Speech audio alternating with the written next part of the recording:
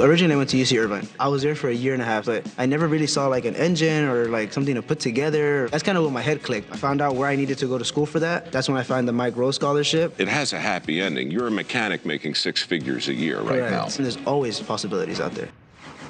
How many young men, young women like that are out there looking for opportunity that Mike Rowe says advantages all of us if we provide?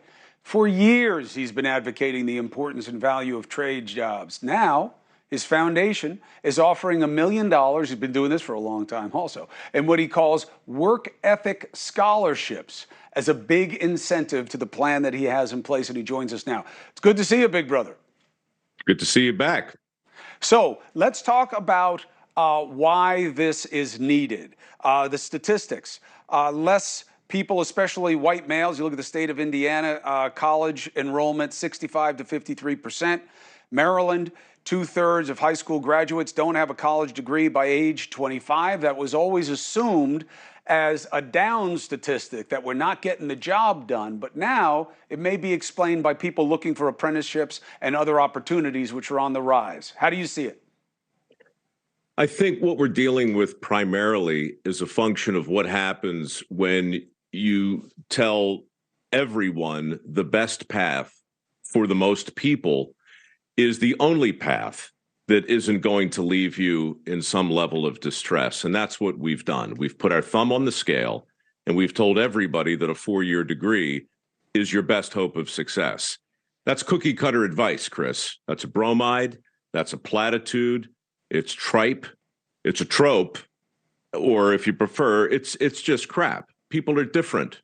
Kids are very, very, very, very different. And we all know intuitively that telling every boy and girl that they need to go in a particular way is dumb. We know it, but we just can't help it, right? And so we have to convince their parents and guidance counselors that there's more than one path. Right, and look, just connect them to the reality that they all live with in their regular days. Nobody is desperate to find a lawyer, but you can't find an HVAC guy or a plumber. You know, if you need somebody to write copy, you know, or help edit a book, there's like a zillion, things out there. But if you need somebody who actually has trade skills, you know, the guy who shows up usually isn't the youngest guy in their prime. There are more calls, though. I need to shut up. Who do you have? Okay.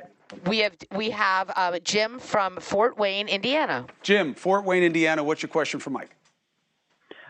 Thank you, Chris, first for having me on.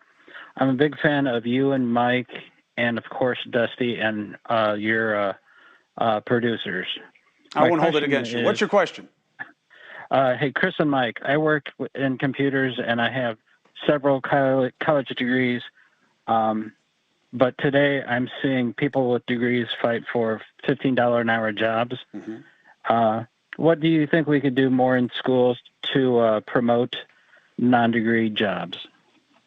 Well, I think what you just said is super interesting because we've heard about pushes for the minimum wage a lot, right? $15 here, $22 coming in California. We don't have to get political in that way, but what's always interesting to me in that conversation is why it's baked in that the minimum is somehow a good thing or a place where you want to land and stay. A big part of what we do at MicroWorks is say, look, if you want to work retail and if you're okay with the minimum, all right, you can have that negotiation for the rest of your life and maybe the union will help you, maybe not, I don't know. But if you want to get beyond that quick, you better learn a skill that's in demand.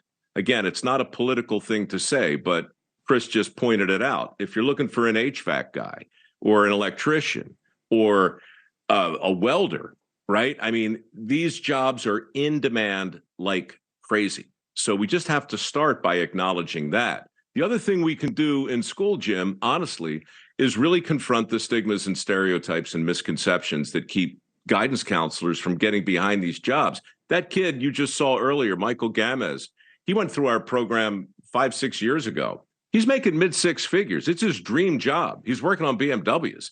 I got a list of welders, mid-6 figures all day long. It's People another thing. don't believe it. It's They just another don't thing. believe it. You go past a dealership, look around the back, see who isn't looking for jobs, who are mechanics. Look at people who can't help with their programming needs that they need right now. Everybody's looking. Mike Rowe is the man. I love him for a million reasons. We've had MikeRoweWorks.org up the whole time. Check it out. See how you can help Mike help the rest of the country.